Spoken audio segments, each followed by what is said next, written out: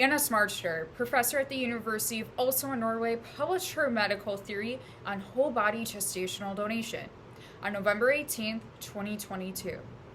Dr. Smartster received her PhD in psychology. She's not a medical doctor, and unsurprisingly, having a professor who works at a public research university publishing an entire medical theory about using brain-dead women as surrogates is raising questions.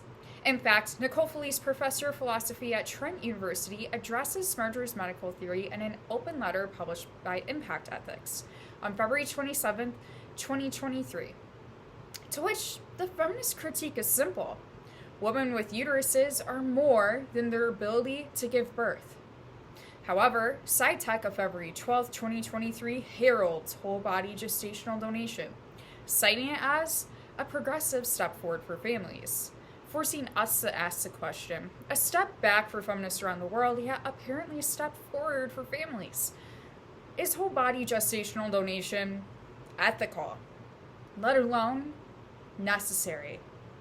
Today, we're looking at what whole body gestational donation is and why it's relevant, the legal and medical applications, before finally turning to two key critical implications, to what Health News calls an ethical conundrum, one with feminist and medical undertones, but one that posits autonomy at its focus.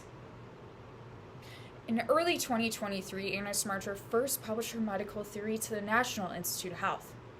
A flurry of criticism soon arose from feminist and medical professionals. One such criticism offered especially interesting questions. How would this garner political support? Possibly for the pro-life movement?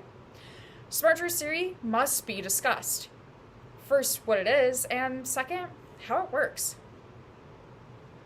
First, what it is. Smartster describes whole body gestation as a process where a woman can consensually donate her body for gestating if she becomes brain dead. In her medical theory, she discusses how the noble donation of a woman's body helps partners who are unable to procreate themselves. She got her inspiration from Rosalie Burr's medical theory, published in 2000, titled Ethical Issues in Gestational Surrogacy. Burr frequently references the Bible throughout her entire medical theory. In fact, on the very first page of her medical theory, she wrote, "Be fertile, multiply, and replenish the earth." Burr then explains how procreation is a basic command in Judaism. The tone of this medical theory is that women are solely just meant to procreate. And according to Burr and therefore Smartster, humans are not so much humans, but rather objects that can create life. Second, how whole body gestational donation will work in practice. According to Smartster's medical theory, whole body gestational donation will work similar to organ donations, where you willingly sign up before you become brain dead or in a coma, and then medically, you've given the consent for your body to be used for surrogacy. However, BioEdge of June 18th, 2023 offers us more insight. The logistics of Smartster's medical theory is based solely on conjecture and is not corroborated by any medical professional.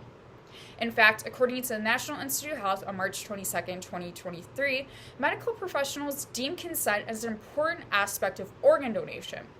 And consent is not a static and finite concept, warning that whole body gestational donation would move the definition of consent from fluid and ever-changing to static and permanent. It makes sense that medical professionals will be concerned. However, because Smartster mentions if you fail to opt out of whole body gestational donation, you be passively opting in by default.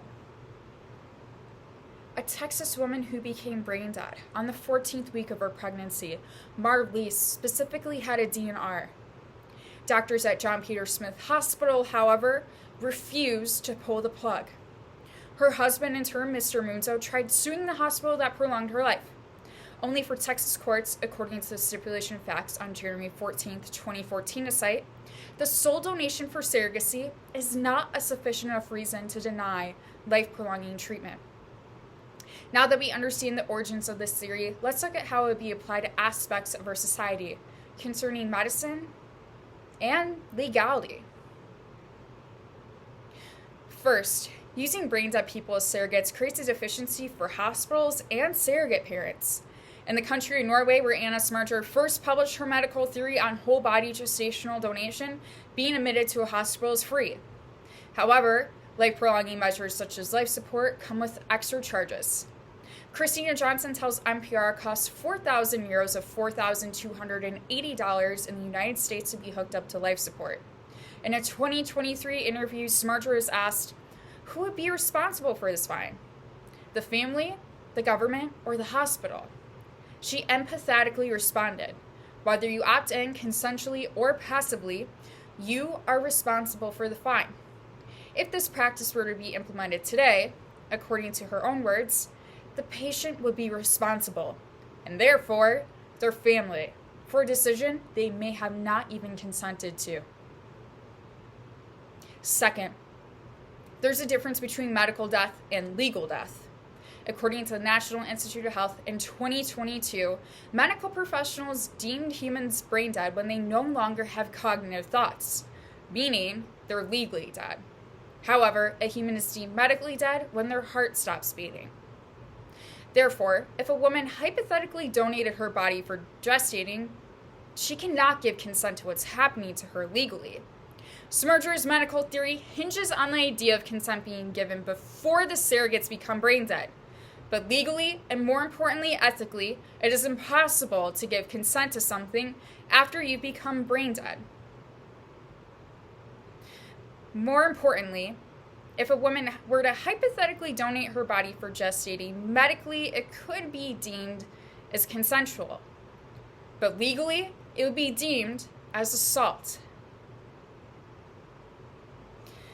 Now that we know how this is applied to aspects of our society, let's turn to two key critical implications concerning women's health and the continued struggle for bodily autonomy. First, misplaced value. According to the National Institute of Health of March of 2022, medical professionals only deemed women's health as important when it comes to pregnancy, birth, or postpartum.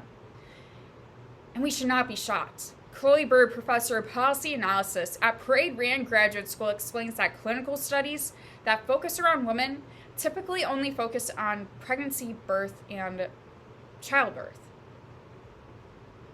However, Smarter's medical theory emphasizes the notion of using women's bodies in more tragic situations, creating a more haunting reality for all of us. Does Smarter's medical theory offer an opportunity to devalue a person's life? After all, if death is just a means for the continuation of birth, wouldn't death just be a means for the continuation of life? All at the expense of women. Finally, the continued struggle for bodily autonomy. With the overturning of Roe v. Wade, women have been under even more threat of losing their bodily autonomy, especially when it comes to our choice in pregnancy, being taken from us, even in death. Although they will need prior consent to use their bodies for whole body gestational donation, RAIN.org last accessed October 15th, 2023, highlights that a key detail in consent in any form is the ability for someone to change their mind. And not to mention the very high possibility of coercion or other deceptive tactics that can be implemented on somebody while they're in whole body gestational donation, when they no longer have the ability to say no. Smarter's medical theory undercuts consent in what is nothing short of medical rape. Today, we discussed what Smarter's medical theory is and why it's relevant, the legal and medical applications, and finally, two key critical implications. I reached out to Anna Smarter several times, and she has remained silent on the matter. She ends her medical theory by stating, a society is only prosperous when it places women, and therefore its future, at the center of the conversation. Ironically, Anna, I could not agree with you more.